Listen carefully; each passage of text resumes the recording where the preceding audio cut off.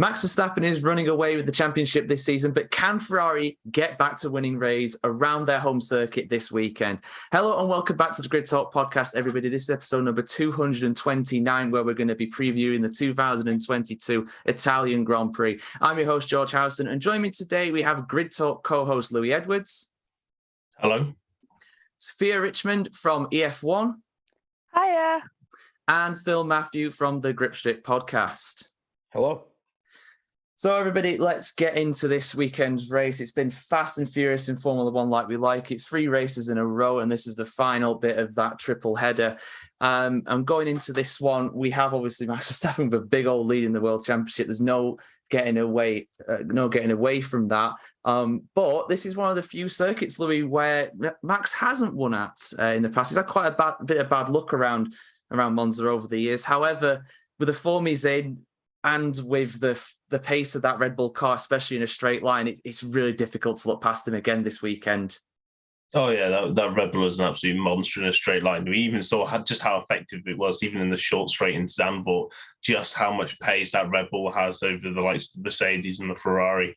So I have very little doubt to say that Max will at least stick it on pole on the Saturday. Sunday, of course, is slightly different, and you never can really know what's going to happen, but with the way that things are going at the moment, it just seems like Max is just going to win, and he's going to keep winning, and there's just really no one out there to stop him. He's just so good. He's on absolute fire right now. Yeah, he is. He's on a real hot streak of form. He's got 4 wins in a row. I think it's 10 wins for the season, which is matching his personal best from last season. It's, he's probably going to beat the record of 13 wins for a driver in a season at this rate. It is really hard to look past him. But the romantic in me likes to fantasize about the fact that Ferrari could finally get their act together around a track that they, of course, know so well, Sophia. But even if, like, and we said this for a while now, even if everything comes together in terms of the pace of the car, they have to have the right strategy. And again, they made a few errors last week at Zandvoort. So they need to sort it out to have any kind of realistic hope, to be honest. Absolutely mental, the Ferrari strategy. Like, that's one that you can always bet on, I think, almost every single race weekend, that Ferrari will have a bad call, whether it's in free practice, quali, or in the actual race itself. I mean, you would love to see Ferrari win, because obviously, again, Monza and such, and how they're bringing out a new special livery and new racing gear as well this weekend. Is it possible? I don't think so. I'm maybe hoping for a podium for one of the drivers, maybe Charles, hopefully, but you can only dream, but it doesn't look so good for Ferrari for the rest of the season, I think. No, it doesn't look too great for them, unfortunately. Just silly mistakes like leaving the wheel guns out in the wrong place, and they're probably going to get some sort of penalty if they haven't already for that. And on a horrible pit stop for Sainz as well. And as well, they got out-strategized by Mercedes, who frankly probably had a slower car that weekend too. So it's not looking too great for them. I think it's more likely, to be honest, Phil, if anybody's going to beat Red Bull this weekend, it's Mercedes. But I think that's quite difficult to see again, because they have struggled more in terms of straight line speed over the season so far. However, without the safety cars, they genuinely could have run around Zandvoort. So there is some hope for them. Yeah, the hope would be that Mercedes can actually show up and do well on one of these longer circuits. But as this design has shown throughout most of the year, sans maybe a couple of instances on the longer circuit, it's got the most drag. It has the Mercedes power unit is not anywhere near as good as it has been in the past. And unfortunately, when you're talking about Monza, it's about power and low downforce. And Lewis Hamilton was not happy yesterday, of course, and he had a chance, so did George. But George was able to consolidate, get another podium. They're battling with Ferrari now to try to get second in constructors. It would be nice to see them do something, but I think we all know the reality of the world. I believe Mercedes' bigger question, and they talked about it on motorsport.com, is like, when are they going to make the decision to start looking at next year? Are they going to continue trying to deal with this car as it is, or try to keep on working on it? it's the same thing they did last year. And of course, we know what happened there. And it has basically put them on the back foot this year. To be fair, they're the only one who went with that concept, I guess, as far with the concept. I think Williams tried it. Maybe one other team tried the concept with the zero, I guess, side pods, and it hasn't worked. But who knows? Maybe it'll work this weekend. I'm hoping so, mainly because for the sake of people actually wanting to watch Formula One, it'd be nice to see something different. I mean, if you're a fan of a certain driver, then it's probably fine. But otherwise, if you're not, it's kind of what Formula One has always been, though. So one driver usually dominates, one team usually dominates for a period of time, and we're in that era now for Verstappen and Red Bull. Yeah, the combination of Max and Red Bull right now is just unstoppable. Really, I mean the pace that combination has got is just something else. But it was a lot closer than what we saw in Spa, which was quite frankly a walkover really for Max. It was closer, obviously, with Mercedes and trying a strategy that was outside of the box. Anyway, it paid off for them, and it nearly could have won them the race if things fell a little bit differently for them. So there is hope for them, definitely. And Sir Lewis, like pretty much every single circuit on the on the calendar, he has won a lot around here. He's won 5 times, I think, by my count, according to this here. So yeah, let's give a mention though to Sergio Perez as well, Louis. I mean, it was a better race for him at Belgium, but not such a good race for him in the Netherlands. Didn't really seem to have the ultimate pace in the car. The tyres didn't really seem to suit him. But around Monza, are you expecting a bit more from the Mexican this weekend? Well, I would hope that the straight line advantage will help Checo this weekend. He has been kind of off the pace, and it's not what we've seen a lot from Checo this season. He started off the season very strongly, not far off the back of Max, but as the season's progressed and Max really hit his stride, Checo seems to have been, falling off the pace. And I think, Checo's issues where he's not, finishing so high up is being sort of exacerbated by the fact that Max is winning all the time. And there's a lot of focus now on Checo to see, why isn't he, consistently, 1-2 when there's obviously a lot of pace in this Red Bull. But I think a lot of Zandvoort's strategy probably didn't go his way, as he said, that the tyres weren't holding on for him. There was untimely, VSCs and safety cars that kind of swung in, Ferrari's favour and Mercedes' favour at times in the race, which kind of didn't do a lot for Checo's race. And yeah, I do hope we start seeing more from him. Yeah, we all know that he's a great driver, and I think sooner or later he'll be back up there with Max. But I think Max is just so fast right now. It's like comparing apples with oranges. Yeah, it is hard to see for sure. But Monza was the site of one of Perez's best drives there 10 years ago. He did get an amazing second place in the Saubers, so he's good round there. He's good round there for sure. And he could have done, and he probably should have done better there last year as well if he went for his penalty for overtaking someone off the track or something like that, I think, or yellow flags, one of the two. But yeah, let's move on to the 4th place team in the championship, Alpine. Again, another decent, solid day for them at the Netherlands. But how do you see them getting on this weekend, Sophia? Because potentially the Alpine's not the best round straight line circuits, but still they're solid, and they'll probably do enough to beat McLaren again this weekend because they've got 2 drivers that are competitive. Definitely. I mean, there's one thing definitely to bank on is that Ocon will be in the points this weekend for sure. He's been one of the most quiet, consistent drivers as well, getting the points that's needed for Alpine. And then you have Alonso that keeps on going highs and lows. But I could see another double points taking place this weekend. But we'll see. I mean, Alpine is very hit or miss. Again, obviously, I mentioned about like how Ocon is consistent, but you just don't know. And I think maybe how we'll see in free practice and qualifying, because again, as well, with the new regulations, we still don't know how some of these cars are going to perform. We're using historical data, but it's not as accurate as previous years to understand how the car is going to perform for this weekend. But I think decent. I definitely think they probably will beat McLaren this weekend, which pains me to say coming from a McLaren fan, but it's been like that this whole season. Alpine's been the topper mid-team this season. Yeah, it pains me to hear that as well as a McLaren fan, so much so that my camera's actually knocked itself off again, which is something that people who were on the show last week will remember. So apologies for that, everyone. I'm sure our producer will get the same image up as last week to cover for me there. But yeah, it's just annoying from McLaren's point of view. But at the end of the day, fair play to Alpine. They've done very well. They've genuinely built on last year's car, and it's made a lot of progress. I mean, you mentioned the consistency of Ocon, which is true. He's been very impressive, but Alonso's had 3, 4, 5, 6, 7, 8, 9, 10 point scores in a row for Alonso, which is just on another level again.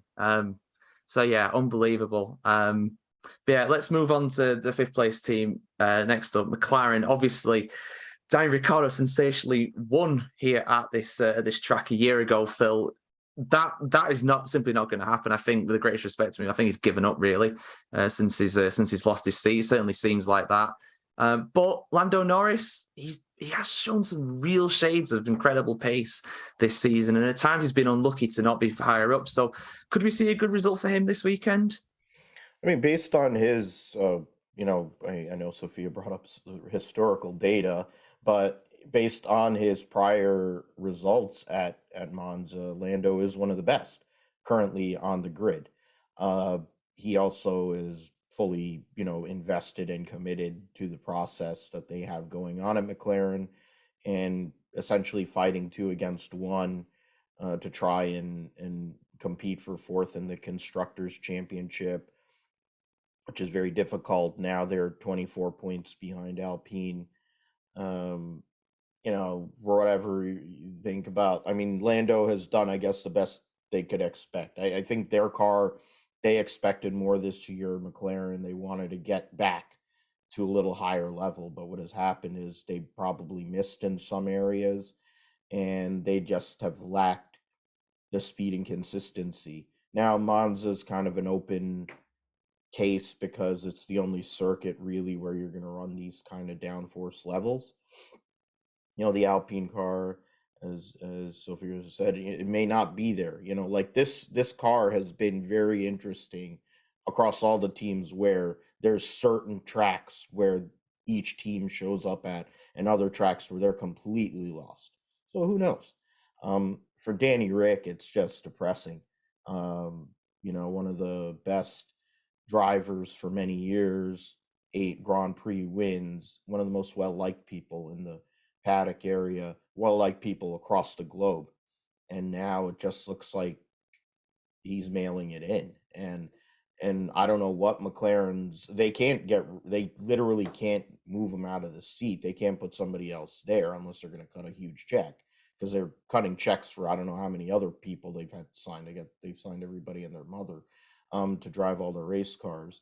Maybe Rene Rast is available or whoever, but he drives for BMW, or maybe they'll call Alex Palou because he's out of the IndyCar championship this week, or Felix Rosenquist randomly. But I think that's what if they really want to try and win 4th in Constructors, they really need to make a change. They're not going to make that change. So they basically have said, all right, fine, we're just going to take 5th in Constructors, get through this year, and just start over again next year with Piastri and Lando Norris, which it is what it is. I think they wanted more from this year, but it hasn't been as successful of a season for McLaren as they probably wanted to. And they may have lost out on some of these other manufacturer opportunities, though maybe Porsche might be back in play. Yeah, I mean, McLaren, it's disappointing for them for sure, but they are going to be looking forward to having one of the most youthful, dynamic, and promising driver pairings on the grid, if not the most, next season with Norris and Piastri. That is a lineup that is very, very promising for them, and the fact they got him legally from Piastri from Alpine is very promising for them. It's obviously showing that they've got a much more healthy kind of environment there at the team, so it's promising for them for sure. But yeah, they're talking about Ricciardo going to Alpine, but why the hell would Alpine want Ricciardo right now? They have to pay him 8 figures easy, and right now on current form he is arguably the worst driver on the grid in terms of form. I mean, what's he got, a 15th, a 15th and a 17th? That's like Latifi-esque almost in a He's much better making car. Latifi and Stroll look good. That's how bad he's been going recently. He actually is. And this is coming from a place of, look, he's my favorite driver, Ricciardo. I love him, but it's just not working. He's just giving up the ghost. I'll be honest. I'm sure there'll be some people in the comments that disagree with me, but I mean, the news is that everybody is saying that Pierre Gasly is going there. But the newest piece that I just saw earlier while I was doing all my reading, my important reading before the episode, was that the only way that they will release Pierre Gasly is if AlphaTauri can get Colton Herta. So that in its own way is an interesting bit, which is funny. I guess it's Red Bull's karma catching up to them, because now they want to help from somebody else when they've been crying and moaning for all these years about everything, regulations, and they want help in regards to getting a driver, and they're not going to get any sympathy from any of these teams because they know it's an advantageous situation for them. So that might mean Pierre Gasly is there, which means Otmar Saf now is looking for Plan H or something in regards to a replacement for a driver, maybe Felipe Drogovic. Who knows? It might be somebody like that. There's also a clip that's surfacing about Daniel talking to Checo, saying, "I'm going to take a year out and join in 2024." I've been seeing that following around. It was speaking, I think they were going to like the starting line for the national anthems, and you could just hear him saying that, which I think is probably the more realistic option as well for Daniel for this season, because there's no way with how he's performing that he's he's not worthy of a seat, I don't think, which again pains me to say as well, like George. But I think taking a year out is probably going to be the best decision. Look at Albon, look at Ocon, taking a year out and coming back and actually performing a lot better than previous records. Yeah, it could open doors for him, definitely. I think he's obviously not working there. He's under a lot of pressure. He could do with some time out, do something else, just enjoy life for a bit. He's been racing full time since he was a teenager, if not before. So fair enough, fair play in that regard. But yeah, I can't see Gasly going to Alpine for the pure fact that him and Gasly and Ocon, they just don't get on. They do not like each other. I don't know why. It's obviously something to do with the junior careers, but I don't know why. Sophia's go on, Sophia, explain. Do you know why? So again, it's speculation, but they've said it even on Sky and other news media. It stems back because they're both from around the same area of France, and then they both started karting together and kind of grew up with karting. And apparently something happened during their karting years, and I guess they like to hold grudges, and it's still ongoing. Yet Ocon has said in an interview that him and Gasly are good friends or good mates, but that could be a PR stint to be like, oh, he's great, so like I'm happy that he's going to be my teammate, even though behind closed doors they absolutely want to rip each other's heads off. Who knows? But I think it's because they're from the same area in France and stems from karting days and some bad decisions. Yeah, I could definitely believe that. And I'll admit, I'm not the person who watches the most Formula One content, but I have never seen Gasly and Ocon have a friendly chat, ever. So I don't buy that. I do not buy that. Anyway, we've talked a lot about this. Let's move on to Alfa Romeo. Another bad day for Alfa Romeo in the last race, Louis. Not what they wanted at all. That's now 6 races they haven't scored in. Bottas retiring, again, a mechanical issue there. And Zhu, I just think a genuine lack of pace, really. The car was just not there for him over the last weekend. But home race coming up for the team in a way with the Alfa sponsoring. So could we see something better from them? I mean, if Giovinazzi could get points out of the Alfa Romeo at Monza, surely either Zhou or Bottas can. As long as that Ferrari engine stays, intact, as another Ferrari power unit down the drain after last weekend. But I really haven't had high expectations for Alfa Romeo for quite a while now. They've been really poor. Like, they had this mega start and there was so much hype around them, but I think they just had the initial get up, and then the development race they've really lost out, and they've sort of dropped back to where we probably would have expected them to be. And it's a shame because Bottas was looking so good. He's been solid, and I think Zhou has been slightly overlooked this season. I think he's been doing a great job with the machinery he's had, and luck really hasn't favoured him a lot this season. But unfortunately, I can't really see many opportunities between now and the end of the season where they are going to be able to get these, big point finishes that we were seeing earlier on in the season. And unfortunately, I think this weekend may be another one of, bit more pain to add to the Alfa Romeo team. Yeah, it's probably not going to be a good one for them at the end of the day. Just probably for the fact that the car's just so unreliable. It's really concerning for them. I mean, obviously they don't supply their own power units; they get them from Ferrari, but it's really concerning. They seem to be getting far worse luck in terms of reliability than Ferrari and probably Haas as well at that point. I will mention as well now that if you give us a 5-star review on iTunes, we will shout you out at the start of the show. And thanks to everybody who's left a review on Spotify as well. We're on 172 Spotify reviews and an average of 4.7. So you guys clearly like us. So thank you very much for that. That is absolutely brilliant. You're all stars on there. That's fantastic to see. So thank you for that. And if you head over to our website, you can get a very nice T-shirt like the one I'm wearing now that you would have been able to see if you were in the show earlier. Just give it a rewind if you didn't catch it. But we have a lot of good stuff there, including mugs and hoodies as well. So head to f1chronicle.com/store for all that. I just gave a brief mention to Haas there. Sophia, again, another team that did not have a good weekend in the Netherlands this last weekend. They seem to struggle in colder conditions. Magnussen just speared off the road and somehow didn't retire. I don't know how he didn't keep it out of the barriers, but he managed to limit his damage to nothing terminal, really. But Mick Schumacher, I think he started in the top 10, but he just slowly fell out of it. So that car, in terms of race pace, ever since it's got its upgrades, ironically, I'd say has been worse, actually. I 100% agree. It's very hit or miss. It's either really, really good or really, really bad. There's no in between right now for Haas. And at the moment, it's just going downhill. Like you mentioned with Kevin, I think that shows his skill as well as a driver and the years of experience that he has. If that was any other driver, if that was even his teammate, that's going to be in the wall and it's going to be a DNF and red flag. But yeah, it's going to be interesting because I haven't checked what the weather is for Monza, but if it's going to be somewhat similar weather, I think they're not going to do that good.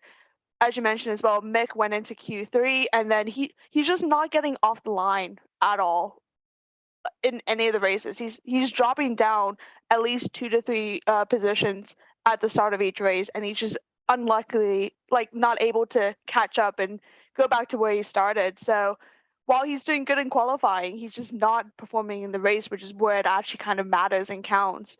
I'm not expecting much for Haas. I feel like some of these lower teams aren't getting discussed more on the TV because everyone kind of knows they're not really being shown very well. They're just being quiet racing.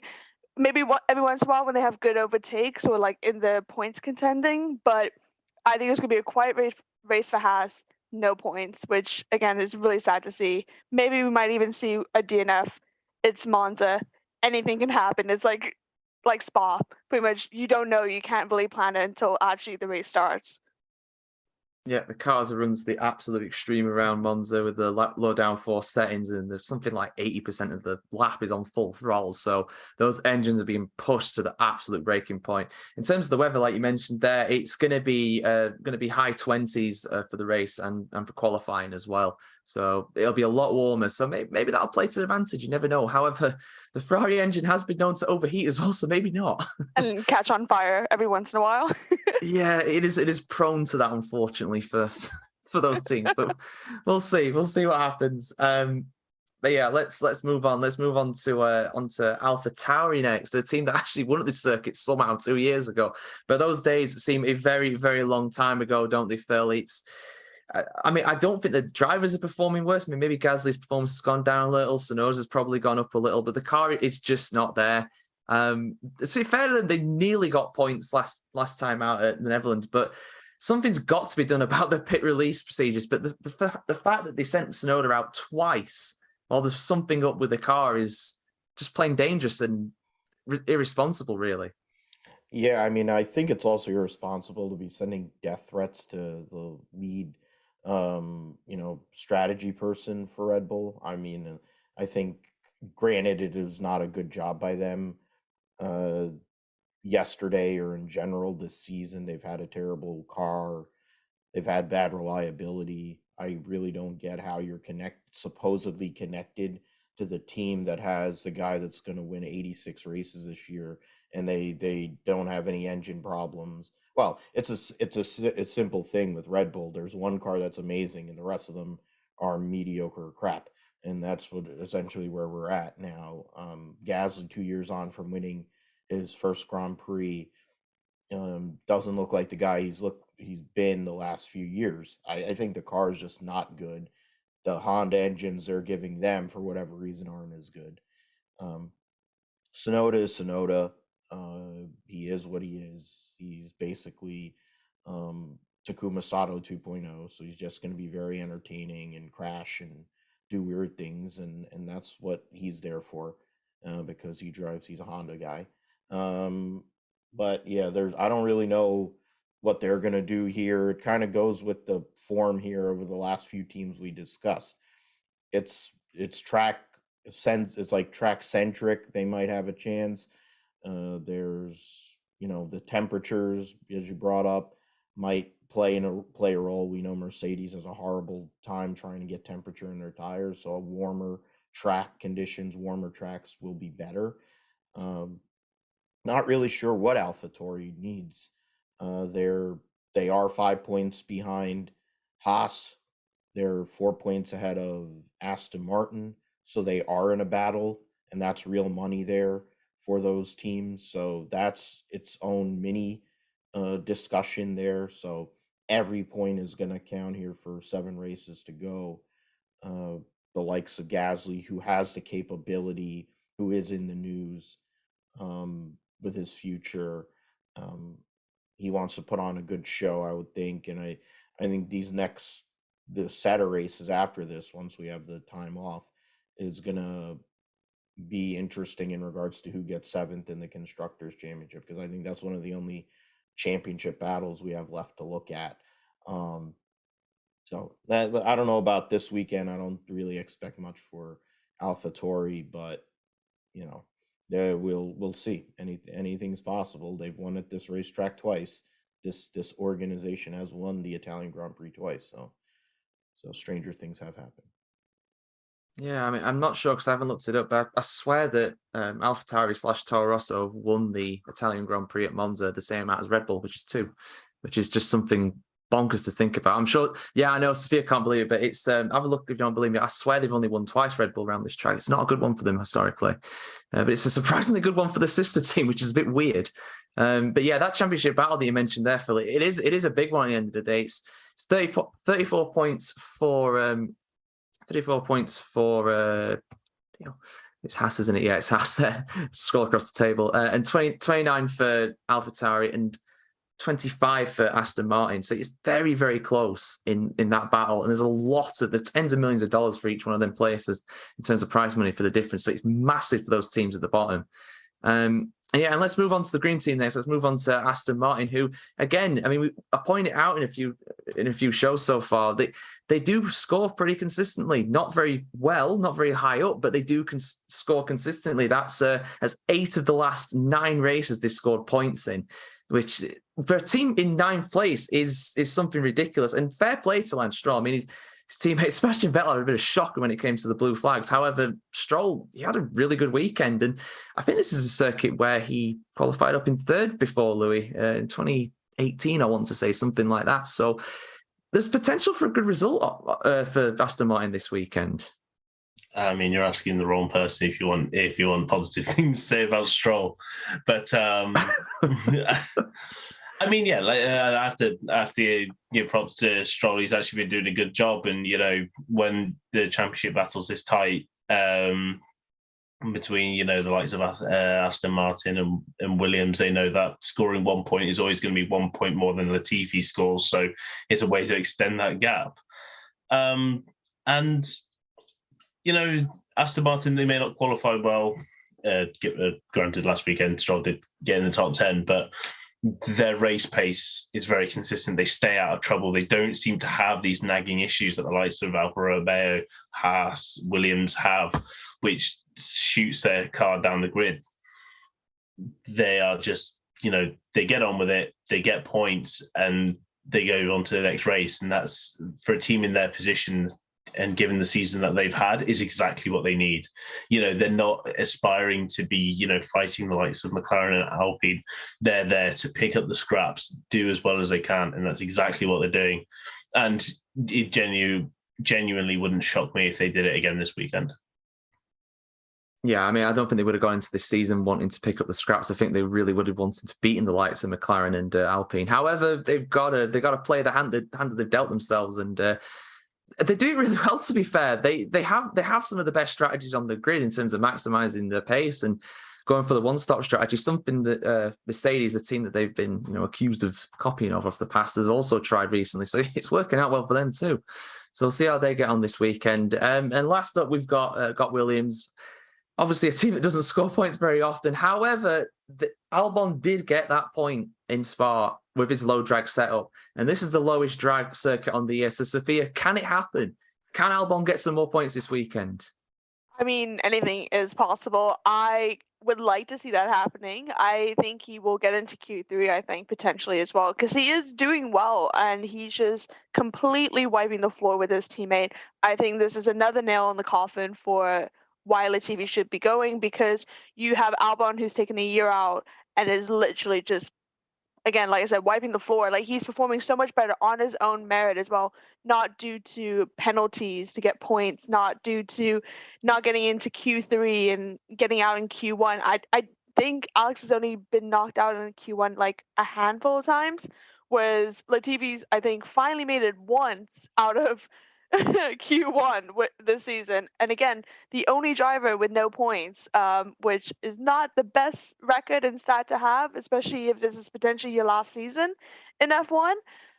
I would love to see Williams, because they are doing quite well and they've put in a lot of effort. You can also see it as a team as well. You see them on media clips. They just seem so well connected and well rounded together as like almost like a family. And how Albon's kind of changed the mannerisms and the dynamic of the team as well is proven that they could be a contender in a few years' time as well, which once they get the right second driver and the right funding in, I can see them being in contending with Aston Martin, Haas, maybe even throw in the AlphaTauris and McLarens and Alpines just for the sake of it. But yeah, I would love to see Alex in the points. Latifi, just don't crash. You may be asking a little bit too much of Latifi there, but I mean, he finished in the last race, did that, fair play in that regard. But yeah, there's been a meme that's been going around about how there's two drivers in the league of their own this season, Verstappen and Latifi. Unfortunately for Latifi, he's more the National League than he is the Premier League, but there's a little football rest from Sophia. But no, credit to Albon. I think he's having an excellent season. He is making more than most of a not very good car, quite frankly. And the future's bright for him and the team. And whoever's going to be alongside him next season, whether it's Logan Sargent or someone like that, there is potential for the team to succeed in the future for sure. But yeah, those are the 10 teams and the 20 drivers. We've previewed them all for you. And let's get into our predictions. Let's get into the top 3 predictions. So I am going to say that Red Bull are going to overtake AlphaTauri / Toro Rosso in terms of wins at Monza. I think I can't look past Max Verstappen, unfortunately. I want to go for somebody else, but I think it's almost a bold prediction to go for anybody else at this point for the win. Let's see. I don't think Perez is going to do too well. I think I'm going to say second place. I've got a funny feeling about Carlos Sainz. He's been off for a while. Let's see if he can do better this week, and I'll put him in second. And third, I mean, again, I said Hamilton would do quite well last week, and he did because he was fired up from a poor result. I'm going to say the same again. I'm going to put Sir Lewis on the podium in third place. So all 3 of the top 3 teams in on the podium together. So let's see how that works out. Phil, what's your podium predictions this weekend? Vettel. Sorry, I'm having throwbacks to old Red Bull since we were talking about. I apologize. I would like to see Sebastian Vettel win. Maybe they can give him one of his old Red Bulls to drive instead of his Aston Martin. It would be better than what he's driving today. But the guy that has taken over as the new Vettel at Red Bull, Max Verstappen, will win. I will go with Charles Leclerc for second, the former winner of the Italian Grand Prix. And I will, not Sir Lewis, I will go with George for third. So just changing it up a little bit there.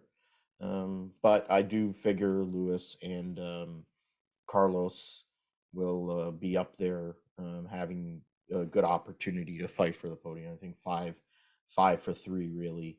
The floor issue that Checo's having right now, trying to drive that different floor, has changed his whole entire mindset, and he's not able to drive the car anymore. And they're forcing him to drive with that because they're trying to develop it. And so it's going to take him off the podium discussion, at least for now. Maybe at Singapore it might come good, but not for this race. Yeah, of course, Charles Leclerc, you're right, a former winner of this race with a totally non-suspicious engine as well in 2019. Louis, what's your top three predictions? I am gonna be the romantic that you spoke of, George. I'm gonna say it. I'm gonna say Charles Leclerc. He won in Australia. He'll win in Monza.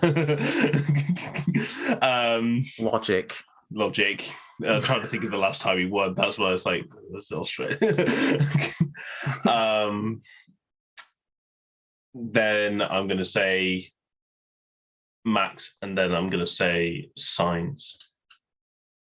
All right, double podium for Ferrari. That would make the Tifosi very happy, and I love to see when that crowd is up and surrounding the podium. It is one of the coolest views, the helicopter cam, of seeing the fans on the track after the race at Monza. I want to see them fired up. I want to see them happy because it is a beautiful thing to behold. But yeah, so Sophia, what's your top three predictions? Oh, I feel like I'm gonna follow suit with a few of y'all. I think Max will win. I will say Charles P2. And I mean, just reading some of the comments on YouTube, someone said Alonso for podium. Could be bold, but I do think it's probably going to be George over Hamilton. But yeah, I do think Perez will be up there as well, but not Sainz. I feel like he's going to get a penalty, so I'd rather not have him in my predictions. No, fair enough. That could easily happen.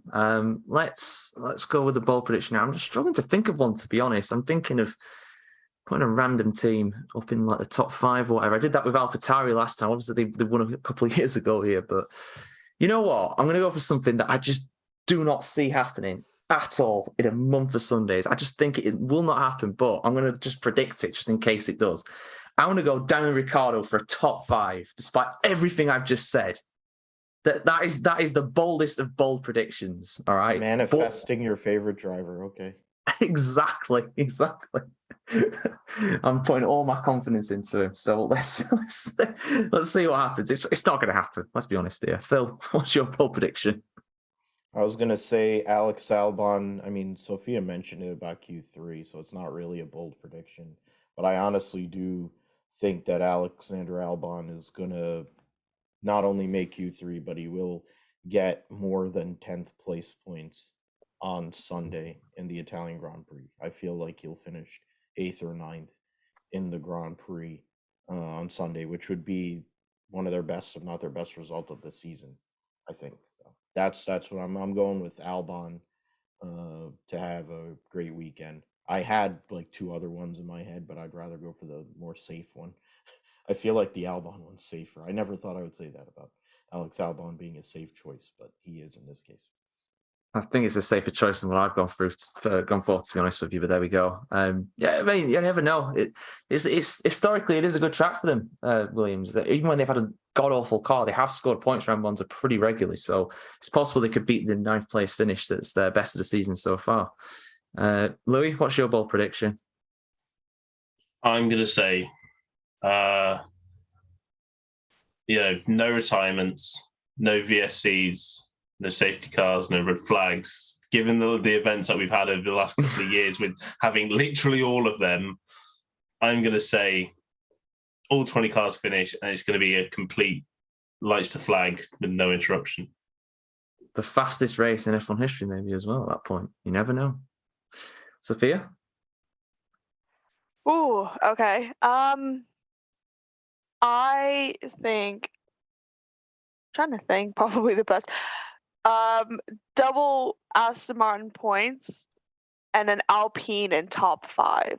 Ooh, I like that. That is genuinely something I could see happening. Yeah, fair enough. I hope. Stats do support that too, because Sebastian Vettel, who and I had my Freudian slip earlier, he is one of the best at Monza. And Stroll, for his uselessness, is one of his best racetracks, is Monza. And then Fred Alonso is also great at Monza. So it kind of all works out there. Yeah, I'm not saying which Alpine drive. I'm just saying A, because you can't choose between them because they're completely different. One's consistent, one's erratic, I would say. One is consistently erratic. I know what you mean there, though. Yeah, I mean, the thing is, though, as well, with Aston, they've only had 1 double points this season so far. And where was it? It was Italy. It was Imola. So it's a sign. It's a sign. I'm not sure what it's a sign of, but it's a sign of something. So those are our predictions. So I'll give you guys a chance to plug your outlets as well. Phil, I've mentioned you're part of the GSP. What is that and where can people find it? I'm just trying to go and bring up my Twitter feed just to make sure I can go and do the whole pitch. The Grip Strip podcast, we talk about all things motorsports on there. We talk about Formula One. We're going to talk about, we're doing it later this evening here, since it's the afternoon for us over here in the US. We're going to go over Formula One. We're going to go over IndyCar, NASCAR. IndyCar only has 1 race to go in their season. So, big points battle going on there. Josh Afine and myself do the show weekly and get in all things motorsports, MotoGP, Pecco Bagnaia going and trying to tighten that battle up, 4 consecutive victories on the Ducati, 30 points behind Fabio Quartararo. So we're going to go into all those things and more. You can find us basically anywhere where you get podcasts. You can find the Grip Strip podcast. We're also on YouTube at Grip Strip Podcast, so you can see our beautiful faces do the show that way as well. It's nice leisure listening during your workday on the Grip Strip Podcast because it's a longer show. So thanks, as always, George, for hosting and your support, and it's great to work with Sophia, Louis, and everybody, Aiden. I love being on this show. It's always something to look forward to. So we have fun over here. So it's a good time, and we're growing. So it's nice to be a part of a growing brand here on Grid Talk. No, thank you, Phil. Very kind words as always. And yeah, it's always great having you on the show. Really do appreciate it. And yeah, GSP is a great show. I've been on there a couple of times. So yeah, it's definitely one to listen to for you guys if you want to check out more broad kind of approach when it comes to covering everything to do with other motorsports as well. Louis, I've mentioned that you're a co-host here on the on Grid Talk. Anything else you want to plug? No, just don't be one of the. I want to get your reaction, Louis, to something, because it's the first time I've had to ask you. How do you feel about next year being the first time when a Formula One driver will be younger than you on the grid? I was really hoping that Alpine were going to win that contract bass when they're just not put him in a seat. It's going to be rough. I'm getting old now. Welcome to our world, my friend. It does not get any easier. Sophia, I've mentioned you're part of EF1. What is that and where can people find it? Yep.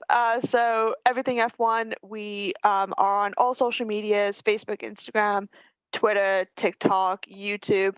At Join EF1, we also post content and articles on our website, www.everythingf1. Not just F1, we also do F2, F3, W Series, IndyCar occasionally as well. We also host a podcast that's filmed live on Tuesday nights around 8:30 on our Facebook, and then also it drops on all streaming platforms on Wednesday. And again, it's Everything F1. And subscribe, I guess. Yeah, I've been on that show again a couple of times as well. I actually met up with a few of the lads. I met up with Tiller and Coops at the Grand Prix Yeah. this year, so that was fun. Yeah, definitely a good bunch. Definitely check out their show as well. They again, it's a bit of a longer show as well, but it covers everything to do with F1, as the name kind of suggests. So yeah, definitely check those guys out. And yeah, I'll give a mention as well that we do go out live on YouTube most of the time. So that's the same for the previews, the qualifying reviews, and the race reviews. Just check out our channel. Grid Talk on YouTube. We've passed 700 subscribers a while ago, and we're gunning for 800 or hoping for 1,000 before the season ends. So please help us do that by subscribing to the channel. And of course, you can see the show early before it goes out on the streaming platforms as well. So yeah, there we go.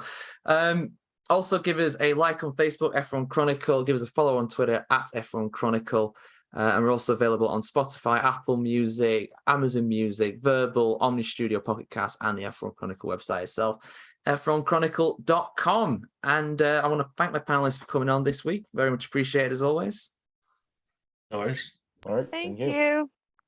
And we're going to be back on Saturday to analyse qualifying for the Italian Grand Prix. Thank you very much for listening and watching. We'll see you for the next one. Goodbye.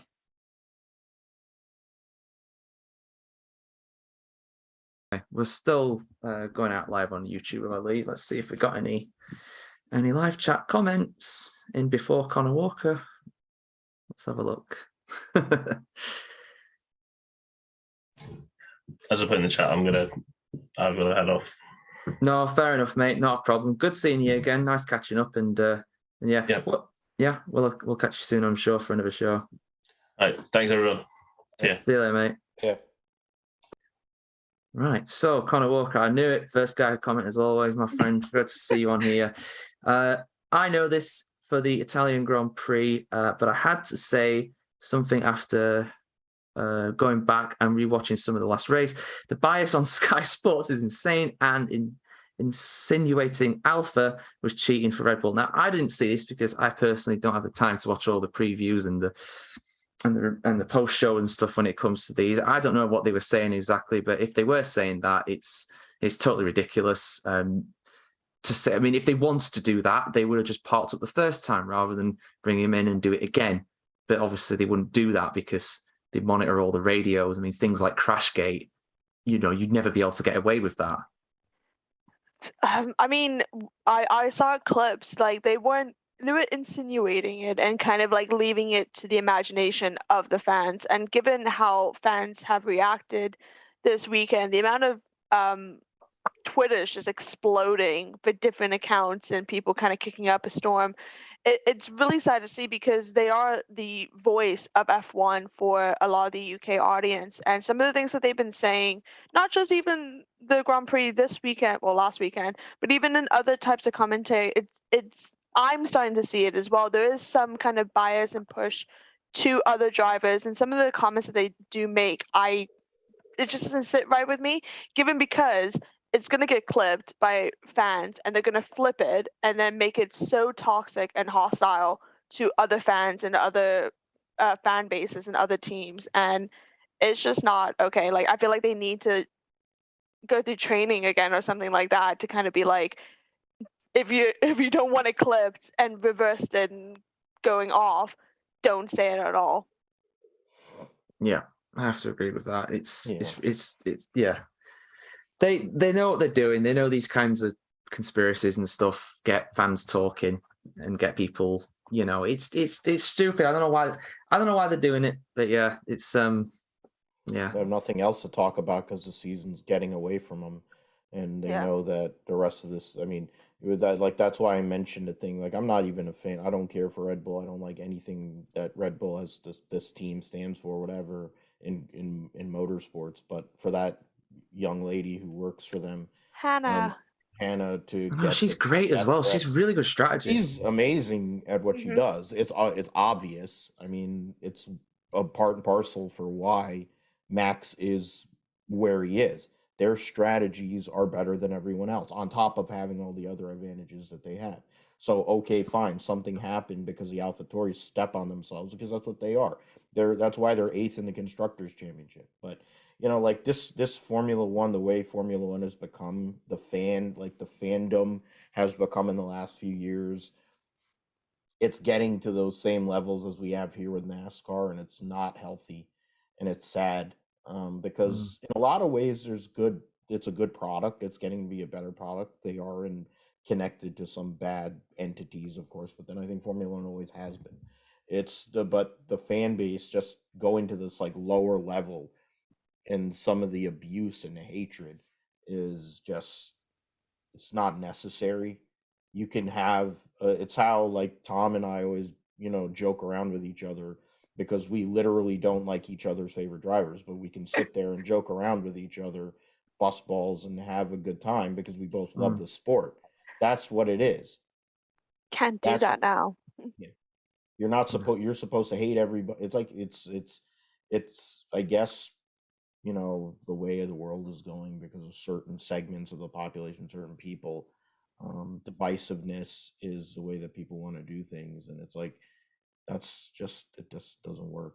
And it's sad. I mean, and I don't know, but that's just, we deal with it for what we deal with. We know we're going to be talking about this guy Verstappen for a long time, and he's just going to set records. Now the real question is, how many wins is he going to have this year? How many how many points is he going to win the championship by? Like, those are the things we have to look at this point. It's not even about the races anymore. He could not show up for the next month and he'd still have the points lead. Like, it doesn't really matter. It's true. Yeah.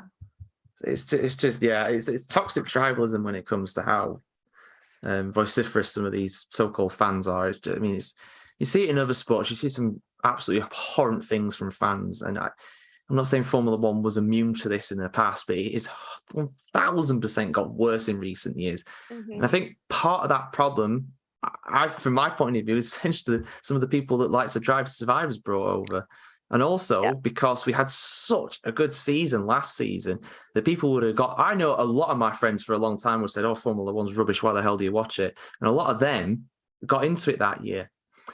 And a lot of them probably think now, what's going on? This Max guy's just ruining everything. What's he doing to my great sport? Just like, no, mate, he's just better than everybody else right now. It's not his fault. That's what you aim to do.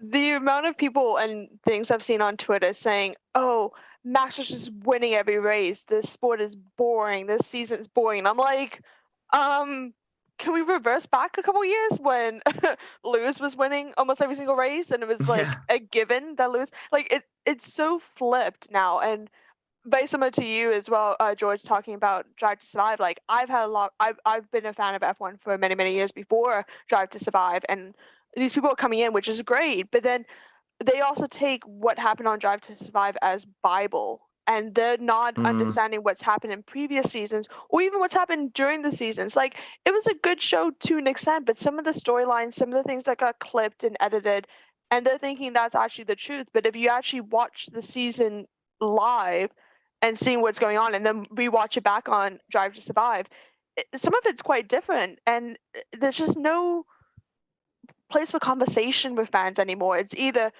you don't support my favorite driver, so you can go. Like, there's no room to have an actual intellectual dialogue with people nowadays. It's be all end all.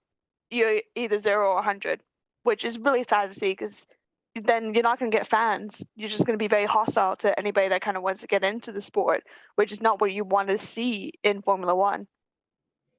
No, I agree. Yeah, I agree with you totally there. It's really sad. And for a while, I thought that these kinds of people weren't going to races. They were just armchair fans. They were just watching it and just going on social media. But as we saw with things like what happened in Austria, these guys are actually going to the races as well. So it's not even safe to go to the tracks now in some cases, which is a crying shame. Because whenever I've gone to F1 races, I've felt absolutely welcome wherever I've gone, and everybody's been great. But even that's essentially going to be a thing of the past.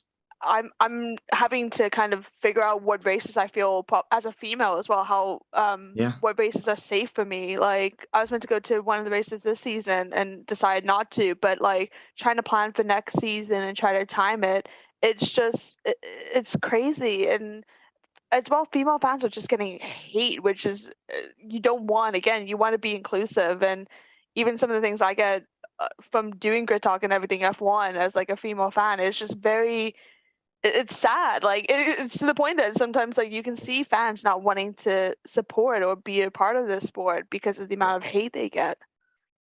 And it's dangerous too, and Yeah. it's not. And I mean the stuff at whatever what do you call Austria, I talked about it on the show too. I mean you don't have to be a rocket scientist to go and come up and just say how bad these things are. And it's like, what I think Formula One has a culture problem now. What we need to do is, one, accept the fact that Max Verstappen is going to win for the next 4 years. That's more than likely. But what also has to happen is, if segments of his fan base and segments of Lewis Hamilton's fan base, who are the two biggest of the group, the lot, are going to be this toxic and divisive, and you're going to still have them in, and you're going to come up with all these other catchphrases and talking points and whatever, and you're going to keep on doing this drive to survive narrative, you better be ready to have more safety at these racetracks. You're going to have more, police and more security and people that are actually trying to do. That's what's going to happen. It's supposed to be a sporting event. You're supposed to actually feel like you can go there and have a good time, whether you're wearing one driver's attire or another. And I think about like going to races here, and I had that same thought because of the political, climate we have. So it's the same kind of thing. And like, why do I want to do that? I'll just sit at home and I won't go on socials, or I block whatever things or mute whatever things that are toxic in my mind, and I'll do my own thing. And in the end, that's why we have a good thing here amongst this great group. And there's so many people within our group that are able to just talk about it for what it is versus, Drive to Survive BS, which I don't watch. I should just cancel my Netflix thing, honestly. Save me money. Yeah. It's yeah. Go Sorry, on. speaking of safety, there's a video that's trending just on TikTok now. I'm sorry, on Twitter. Apparently, it's somebody throwing a smoke grenade, obviously on, like, trying to be onto the track, and the guy's literally wearing a security uniform. Oh, that's lovely. Just like a high-vis jacket sort of thing. It says security on the back and everything, and like he has an earpiece and all that as well. He's actually the one that threw it on the track. In qualifying. I don't think it's qualifying, but it looks like it. But like, that's so bad. Yeah, I just saw it right here. Yeah. Yeah, the smoke bombs are going way too far, to be fair. Like, it was bad enough in Austria where people couldn't even see the start of the race, but throwing it onto the actual circuit, that is very dangerous, and also it's just going to delay everything. It's just that's ridiculous. That's wild. Wild. Yeah, it's just trying to manipulate the race and all that. Yeah, it's just I don't get it. Anyway, let's go through some more of these comments. Jared Bradley, who's a regular commenter here as well, has put, yeah, I agree. I certainly had the thought, but wouldn't broadcast such things professionally. That's about the sky bias and stuff like that, and trying to make things out of nothing. He's also put, does Ferrari have a feeder system for strategists? Do they have someone in F2 they can promote? Honestly, at this point, like Nico Rosberg kind of suggested, just get someone from Prema or whatever, Trident or something. Just... I literally commented that straight after. Oh, did you? Yeah. Yes, you did. Yeah, sorry. I'm scrolling down slowly. I promise you didn't see that. Copying now. But No. I mean, Prema is I see them as part of like Ferrari, like the amount of Ferrari Academy drivers that are for Prema sometimes as well. And again, Italian based. Oh, it's crazy. I feel like they just need to get rid of everybody and then start from scratch, which they will never do, but probably should do. Yeah, exactly. Let's go further down. Individual ones put a few comments here. Hassan Ferrari not as good in race trim. Yeah, in general, I can agree with that. I think we mentioned about the outside call for Alonso for the podium. That is a very bold prediction. strange things happen, though. We've seen it before in Monza. 2 absolute shock winners in the last 2 years, so it could happen again. Gasly probably already signed with Alpine. Look for Yuki to be getting more points for the rest of the season. Again, I personally cannot see Gasly going to Alpine. The only way that Gasly goes to Alpine is to get rid of Ocon. We're not going to do that. Why would they do that? But, you know, honestly, though, on a level, I could see Yuki maybe getting more points than Gasly. I don't think it's particularly likely, but it could happen maybe. I think it's possible, given how Gasly's done a lot of mistakes. I mean, Yuki's also made mistakes as well, but at one point, Yuki had more points than Gasly this season. So it is potentially possible, but I mean, Gasly's just kind of now kicking into gear, no pun intended, to start driving like an actual racing driver, but it could be possible. Yeah, it could be possible indeed. Last comment on here is from Reese Talks. Now, we used to have a panelist called Reese. I don't know if that's you, mate. I've got you on Facebook, so if it is you, send me a message. We're good to catch up. But he's just put for his bold prediction, Schumacher for the top 8. It's a bold old call. Schumacher's such a weird one, though. Like, I always hear about some people saying, "Oh, maybe he'll go to Alpine, maybe he'll go up there." And then also, in equal measure, I hear people saying, "No, that's him done for the season. He's going to get kicked out." He's a really difficult one to read when it comes to his future. I think he'll probably stay at Haas for what it's worth, but there we go. I mean, I don't know if he's out of the Ferrari driver development deal. I don't know who are they going to bring up. I mean, that's one thing, and then I mean, they're not going to signing Ricardo that's a lateral move at this point, and Gene Haas is obviously not, and Gunther Steiner don't really know how to run a good team. I mean, it's been proven here. I've made that comment many times on this show over the years about how Gene Haas's superb running of motorsports entities is why his NASCAR team almost went under, and Tony Stewart got 50% of the team for free, and all of a sudden, since then, they've actually been competitive. It's called they need to go and replace people up top and kind of get people who are invested and want to actually grow. Mick Schumacher, who knows what he is? He's more like his uncle, I think, in regards to his talent and ability. Yes, he's won lower Formula championships. He's a good kid. He's a really good kid, and I root for him because I see just see his face, and I see his youthful exuberance, and it reminds me of his father in his heyday, when he was at Mercedes, and then eventually, started growing into who he became. But the reality of the world is the romantic side of it aside, it's been a struggle for him. Now, if Haas is serious about growing a team, they'll go and stay with this combination. If they are going to keep on doing what they usually do, then they'll sign some other random person, and it won't really work out, I don't think. But that's just me. I mean, I said this yesterday on the podcast talking about the reason why they did drop Mick. I mean, it's speculation, but it makes sense. Ferrari Academy is academy. It's bringing junior drivers up. He's had 2 years in the sport. He should have enough credibility and performance to not need the Ferrari Junior Academy. And also look at his age compared to other Ferrari Academy drivers. Like, I understand, like, 2 years you're done with Ferrari. That should be the case no matter what.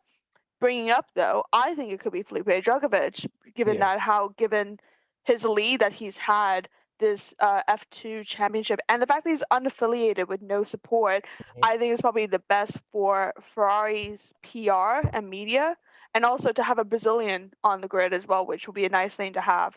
I think that's probably a more likely one. You even could have Teo Porcher, a few other F2 drivers, but I would love to see Felipe Drugovich going on, because he just literally he is the max in F2 this season. He's absolutely wiping the grid with how great he's been. Even with the cold spell he went through for a few races, where that's where Logan Sargent started going up, and then Teo Porcher has been up and down. So the point is, those are the three, but it's a very interesting battle itself. But I think those three guys have separated themselves, and I figure all three of them eventually are going to, I mean, if Drugovich, I think there's very few instances of a Formula 2 champion not going up to Formula 1. But when you look at who it was, there's been like 2 or 3 instances where the Formula 2 champion hasn't. It's only been one in the last 5 years. If he doesn't get a seat, that's one driver, and that's Mick. Mick's been the only driver in the last 5 years to get a straight F1 seat coming in, but it should be. I think Drogovic, that I was thinking about it while I was making my comment. I'm like, I'm thinking Drogovic. That is because, but what I don't understand is you have Fittipaldi, you have Pietro sitting there, you know, like, and Enzo's in Formula 2. So it's like, okay, why don't you just promote your guy that you've had for how many years and do that? Like, but I figure also the money wise, that's the balance too between the money that Drogovic has versus Pietro, which of course both of them have good solid funding from Brazil. Yeah. We'll have to say, I mean, we see from the likes of Alpine that if you have a driver, you don't necessarily promote them. That's just the way things work, unfortunately, sometimes. But we'll see. There's definitely a few scenarios where Drogovic ends up in F1. I'll be interested to see him. I'll be more interested to see Teo Pourchaire in that Alpha if Zhou ends up going to Alpine, because of course he's a junior there. So, but we'll have to see. A few cards have to fall in line, and I hope it just won't be too much too soon for him, because he's extremely young. He looks like 12 years old. I've seen him in person as well. He does look like he's 12, but he's like 19 All or of them something. do. All of them do. They're all under 20 almost. Like, yeah, it's mad, isn't it? Actually, I mean, like Jack Doohan's got like braces on as well. I think it's just like Jesus, man. Like, oh my god. Anyway, so young. Yeah, they get younger all the time. It's so impressive. But yeah, I mean, it's mad that like, how old is Drogovic? Drogovic is one of the old. I swear he's like one of the older ones, but he's still only like 22 or something. He's younger than me, and I'm 24. I think he's around 20, 21, 22. Let's have a look. This will be the last thing I do before we log off. Yeah, I mean, he's 22 years old, and people are like, nah, he's too old. He can't come into F1. He's the same age as Lando and Max. Yeah. He's literally the same age. Same age as Yuki as well. Oh, God. So he ain't old. He's experienced in F2. It's like his 3rd season or whatever, but he's not old. There's a difference. So, anyway, yeah. Well, great chatting to you both. Hope you enjoy the rest of your Labor Day, Phil, and you enjoy the rest of your day, Sophia. And yeah, I'll put the times on for the 2 shows this weekend as well. So hopefully we'll see you for some of them. I won't be on them, unfortunately. I'll have my boy, but yeah. All good. Awesome. All right. See you both later. Take care. Bye. Bye.